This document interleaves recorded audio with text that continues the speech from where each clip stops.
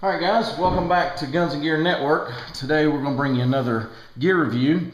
And this will be a few things kind of tied into one, but the main theme today is the Condor Battle Belt. And some people call them war belts, battle belts. Some people just call them a pistol belt. But these are pretty popular. The battle belt or war belt in general concept is pretty popular. And I want to discuss a little bit about what I have on mine and how I have it set up. A little bit about the belt itself, and we'll just kind of go through everything as we go. The belt itself is pretty wide.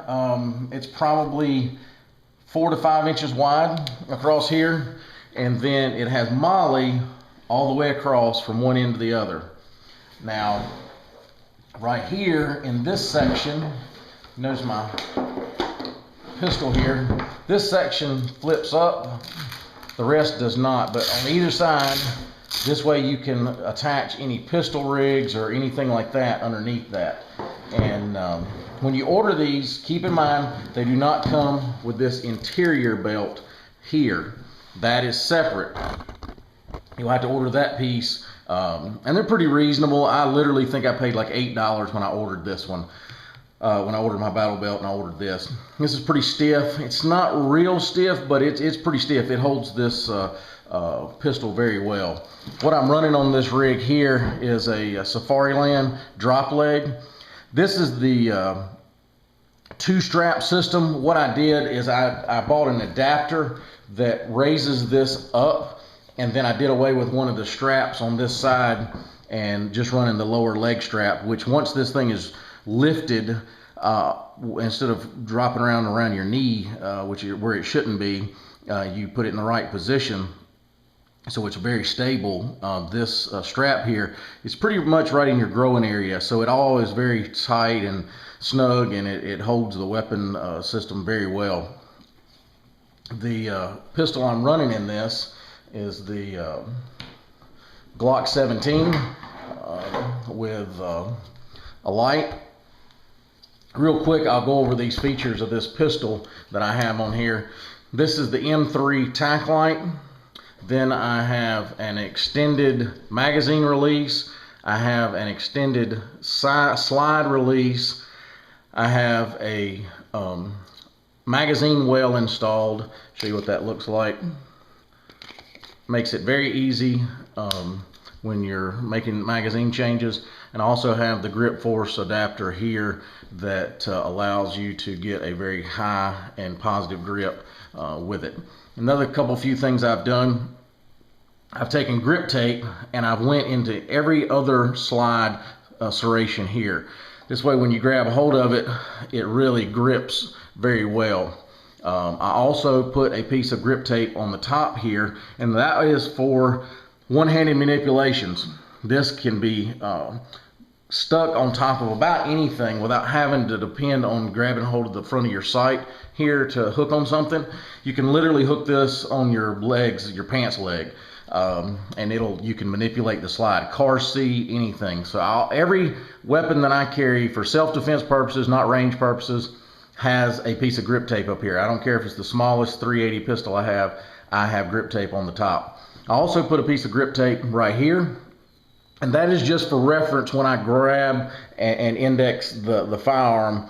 It's kind of a reference point. That's all it really serves. It may give you a little leverage with that thumb when you're driving, keeping your weapon down under recoil, but for the most part, it's for a reference point.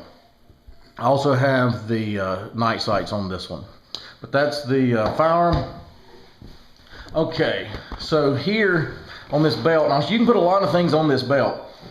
I actually have room extra here that I'm not filled in, and the reason is because I usually run an IFAK back there, and I've got the IFAK on something else right now on a plate carrier, so I don't have it on this particular belt.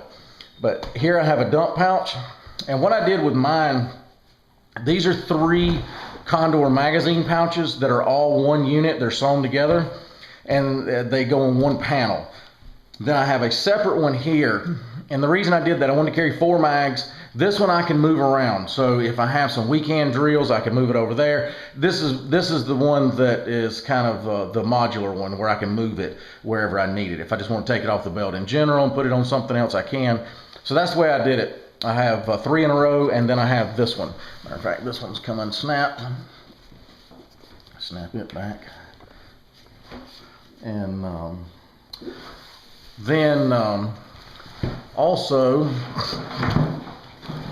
I'm running the H harness, and this is also made by Condor. This is very comfortable.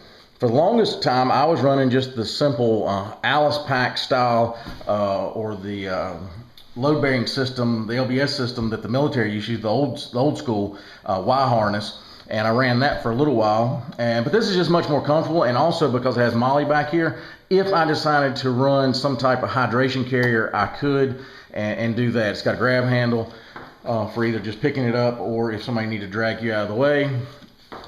It also has on the straps here a place to run your hydration system through here and secure it up. It also has a buckle here. Once you get it around your chest, you can snap it all into place.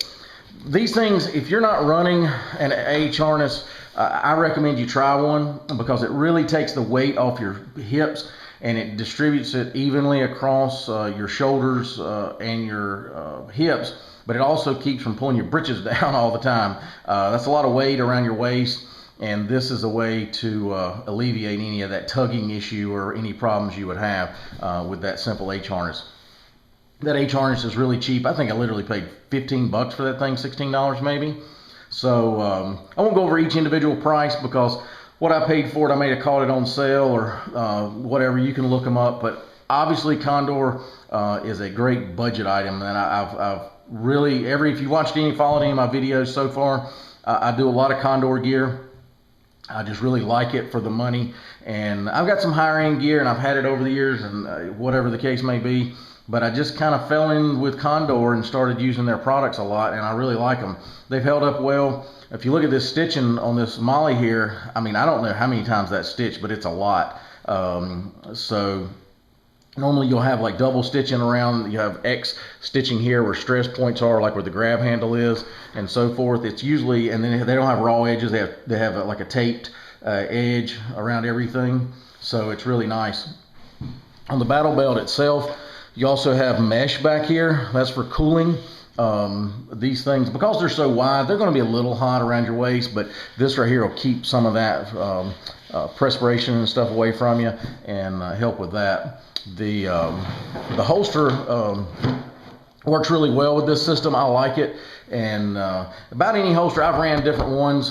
You can run just a holster mounted here. It sits a little high for me, especially if you're, and I've ran this with a plate carrier. So you'll have your plate carrier on, and then you'll have this on below it.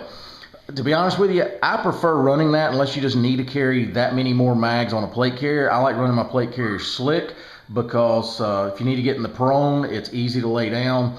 And this right here keeps everything on your waist. And I have ran, matter of fact, I still run the H harness. I put this on first with the H harness, then I will put the plate carrier on top of that.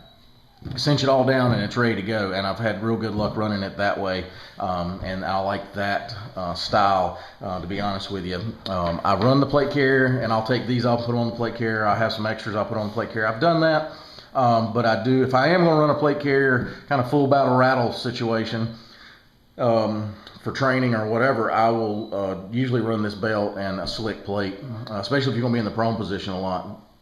I really like that setup.